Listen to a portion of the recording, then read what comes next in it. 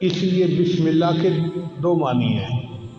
عربی زبان میں اسم کے دو معنی ہیں، ایک معنی ہے نام، تو بسم اللہ کا ترجمہ بنے گا اللہ کے نام کے ساتھ جو رحمان ہے اور رحیم ہے۔ بسم اللہ الرحمن الرحیم۔ اور ایک اسم کا مطلب عربی زبان میں برکت بھی ہے، تو بسم اللہ کا ترجمہ بنے گا اللہ کی برکت کے ساتھ۔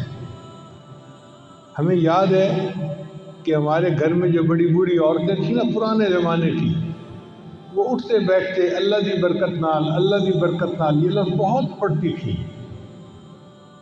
چھوٹے تھے ہمیں اس بات کی سمجھ نہیں تھی، اب سمجھ میں آتی ہے۔ اصل میں وہ بسم اللہ کا ترجمہ پڑھا کرتی تھی اللہ کی برکت کے ساتھ، بسم اللہ کہتی تھی ہر کام سے پہلے۔ ان کی زبانیں بسم اللہ سے رطب اللسان بالکل تر رہتی تھی، ہر وقت اٹھتے بیٹھتے کرتے پھرتے ہر وقت بسم اللہ بسم اللہ بسم اللہ۔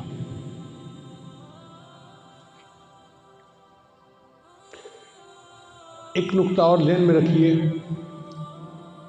کہ قرآن مجید تو پاک بندہ پڑھ سکتا ہے، اگر کسی پر غسل فرض ہو، جیسے جنبی بندہ ہوتا ہے تو وہ قرآن مجید کی تلاوت نہیں کر سکتا، یا عورت حیض کے ایام میں قرآن مجید کی تلاوت نہیں کر سکتی، لیکن فقہا نے لکھا ہے کہ بسم اللہ پڑھ سکتے ہیں۔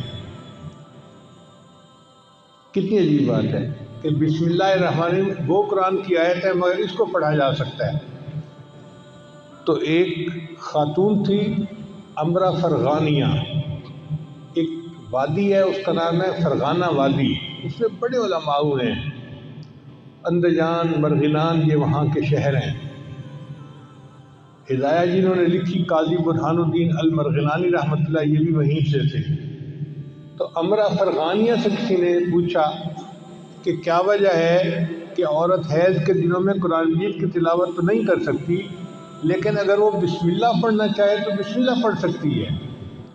انہوں نے جواب دیا کہ اصل میں بسم اللہ جو ہے یہ اللہ کا نام ہے، اور کوئی بھی محب کسی بھی حالت میں محبوب کا نام لینے سے روکا نہیں جا سکتا۔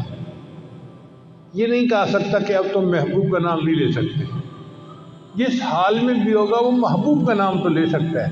اس لیے بسم اللہ کی اللہ نے اجازت عطا فرما دی۔ اس لیے کوئی تحریر کرنی ہو تو پہلے بسم اللہ لکھنا چاہیے۔ حدیث مبارکہ میں انس کے راوی ہیں کہ من کتب بسم اللہ الرحمن الرحیم تعظیما للہ غفر اللہ لہ، کہ جو بسم اللہ الرحمن الرحیم اللہ کے نام کی تعظیم کی وجہ سے اس کو لکھ لیتا ہے اپنی عبارت سے پہلے، اللہ اس پر اس کے گناہوں کی بخشش فرما دیتے ہیں۔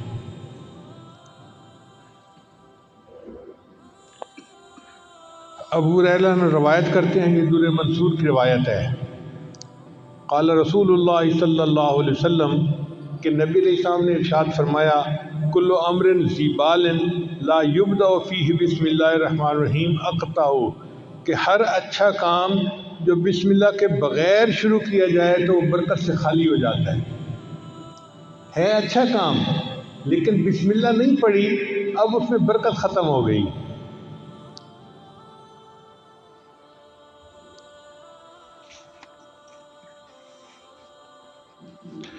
بسم اللہ کی عظمت کا اندازہ اس سے لگائیں کہ کتا ایک نجس جانور ہے۔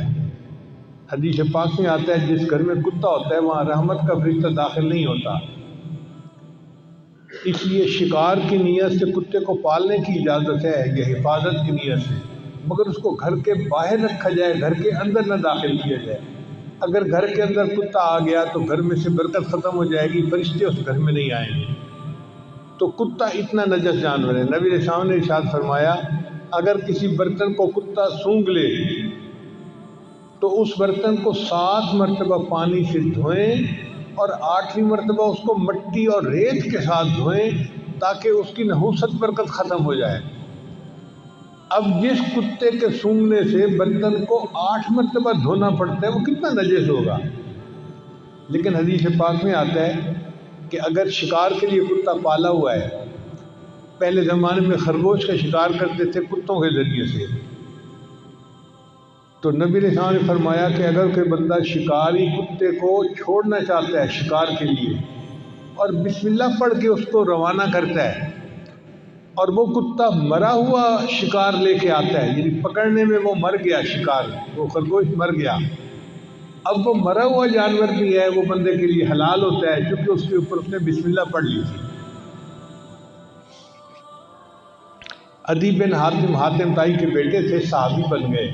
انہوں نے نبی علیہ السلام سے پوچھا، اے اللہ کے نبی صلی اللہ علیہ وسلم، میں کبھی کبھی شکار کرتا ہوں، لیکن میں جب اپنا کتا چھوڑتا ہوں نا شکار کے اوپر تو میں تو بسم اللہ پڑھ لیتا ہوں، مگر اس کے ساتھ جنگلی کتے بھی شامل ہو جاتے ہیں شکار کو پکڑنے میں تو شکار مر جاتا ہے، اب کیا میرے لیے اس شکار کو کھانا جائز ہے؟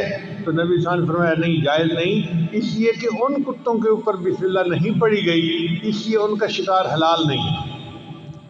آپ اندازہ لگائیے بسم اللہ کی برکت کا کہ ایک کتے اتنا نجس جانور بسم اللہ پڑھ کے شکار کے لیے چھوڑے تو اس کا مرا ہوا جانور بھی شریعت نے حلال قرار دے